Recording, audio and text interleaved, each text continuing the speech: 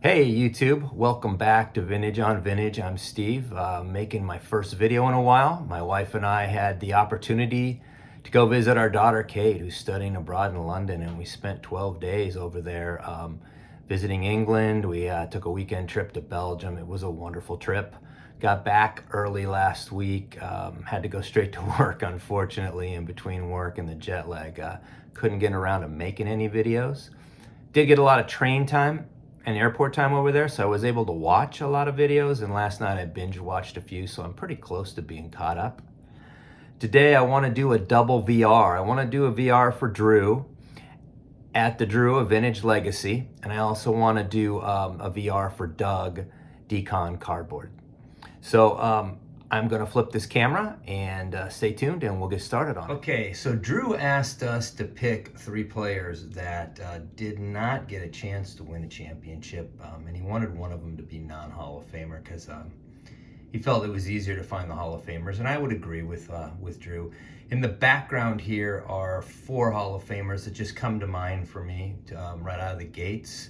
Ernie Banks and Billy Williams both played with those Cubs teams that didn't quite get there. Same with Yaz, played a great player, played for the Red Sox teams. They just couldn't get the championship while he was there.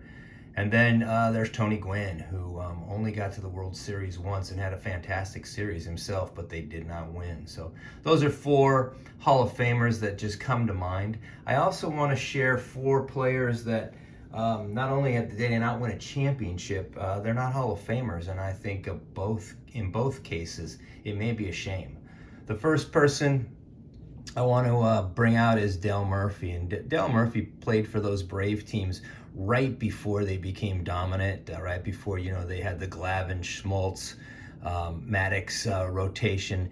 But he was a great player, right? He was a 2-time MVP, a 7-time All-Star, 5-time Gold Glove, 4 Silver Slugger awards. He hit 398 homers and he had over 2,100 base hits. So not in the Hall of Fame, and unfortunately he didn't get a chance to win a championship either. The next guy I want to call out is Donnie Baseball, Don Mattingly. For a while he was the best player in the game. He's probably the greatest Yankee never to play in the World Series. He was a 6-time All-Star, 1-time MVP, 9-time Gold Glove winner, 3-time Silver Slugger, batting champ, over 2,150 base hits with a .307 lifetime batting average. Quite honestly, I believe he's better than a lot of players in the Hall of Fame, and I think this guy actually needs to be in the Hall of Fame, but that's just my opinion, and he never did get a chance to play or win a championship. Next guy on my list is Dwight Evans, and I'm a big Dwight Evans fan. I think he's just a really underrated ball player, and unfortunately he never got a chance to win a championship in his days with the Red Sox. But he was a great player. He was a 3-time All-Star, 2-time Silver Slugger, 8-time Gold Glove winner. So he's one of the best right fielders defensively to ever play the game.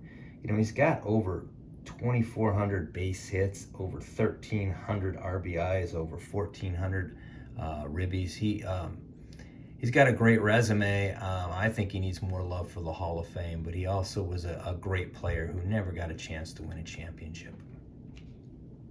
And the last guy I'm going to call out is Luis Tiant. Luis Tiant was a great pitcher in his day. He did get a chance to pitch in the World Series, and they never won the World Series. Luis was a 3-time All-Star. He was a 2-time ERA champ. He won 229 ball games in his career, and he was a 4-time 20-game winner. So Luis is another great player that I think deserves not only a nod for the Hall of Fame, but he's another great player that unfortunately didn't get to win a championship. So there you have it, Drew. That's my VR for you. The next VR I'd like to do is for Doug. Decon's Cardboard.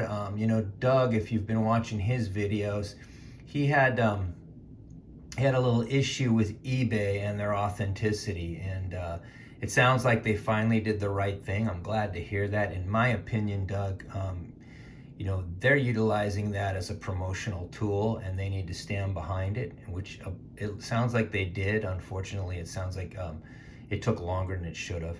I know that there were a few people that were giving Doug some response around what do you expect for a one, and Doug asked us to share our ones. And when I look at my collection, I have 2 authentics and I have 2 ones, which doesn't sound like a lot, but I only have about 40 cards, so about 10% of my cards are either authentic or ones, and you know what? I love those cards. So I've got 2 ones I'm going to share with you, Doug. The first one is this 1956 Sandy Koufax, and I shared this one on one of my recent videos. Just got this one back in.